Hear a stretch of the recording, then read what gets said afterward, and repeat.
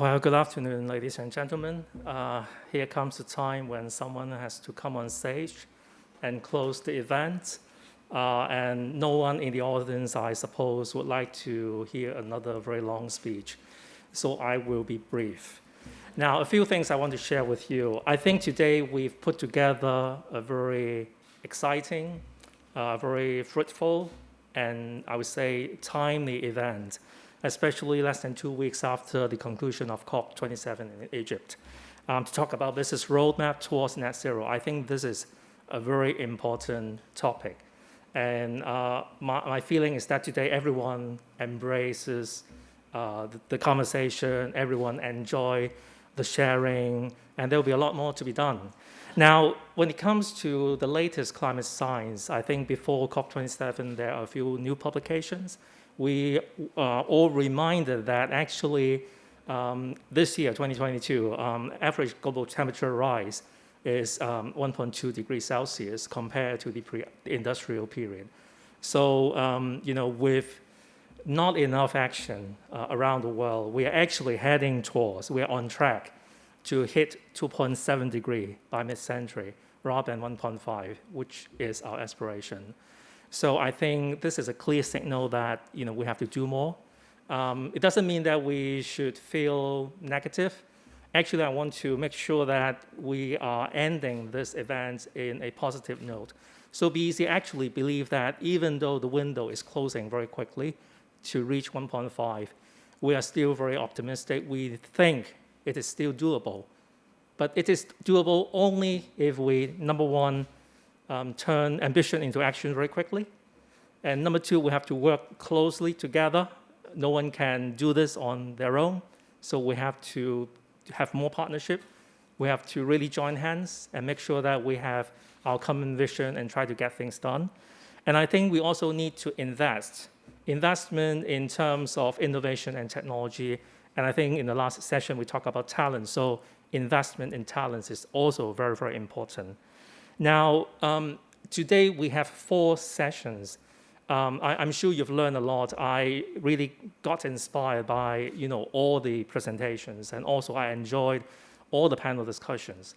As you can see, there are sectors that are more experienced. They started sooner compared to the other sectors, so they are already way ahead in terms of their net zero journey.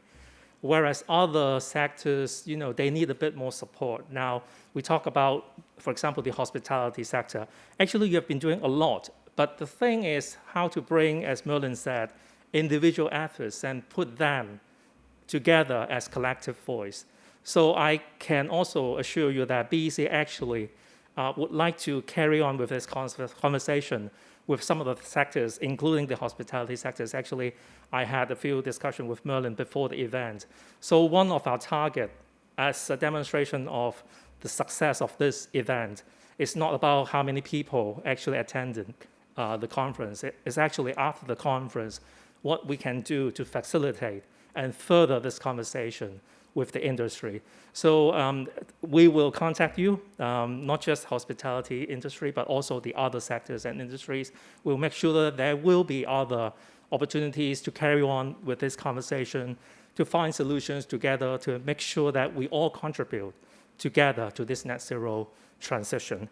Now, I recall a few things that we've heard from our expert speakers this morning and also in the afternoon. I want to share with you just to make sure that you remember all these keywords before we go away.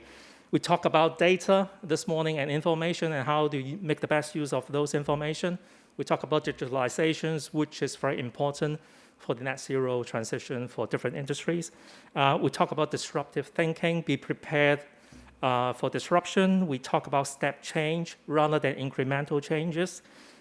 We talk a lot about policy. So BEC has a tradition of working on policies, working closely with the government, try to promote and enable good policies so that we have a good environment for the business to thrive.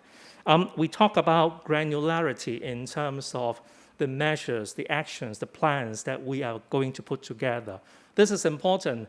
Otherwise, we are just paying lip service to say, okay, we are going to achieve this target is good, but not good enough. We need more details. So we need clarities in terms of what kind of action we are going to take with a specific timeline. So these are the things I think are very, very important takeaway message from this conference today. Now, last but not least, I want to say a few thank you. I want to thank all the sponsors, supporting organizations, of course, speakers, panelists, and moderators, and all the participants, both in person and online. I want to thank the production crew. I also want to thank my colleagues from the events team, from the communications teams, and of course, the policy and research team who curated this program. And I think most people coming to me saying this is a great program with a lot of interesting sharing. And now this year, if you recall, we actually organized 2 EnviroSeries conferences. In June, we organized a conference talking about driving business ambition into action. And today, we talk about formulating business roadmap towards net zero. I think these are very, very important topics, as we can tell from the audience, the number of people actually signing up and turning up for the event. These are the kind of topics that you love, and we will continue to do more in the next year. And I think these events actually marks a new chapter in BEC's partnership with not just our members, but also the wider business sector and the community as a whole towards a net zero Hong Kong. So with that, thank you for joining us today, both in person and online. I wish you all a wonderful evening. Thank you.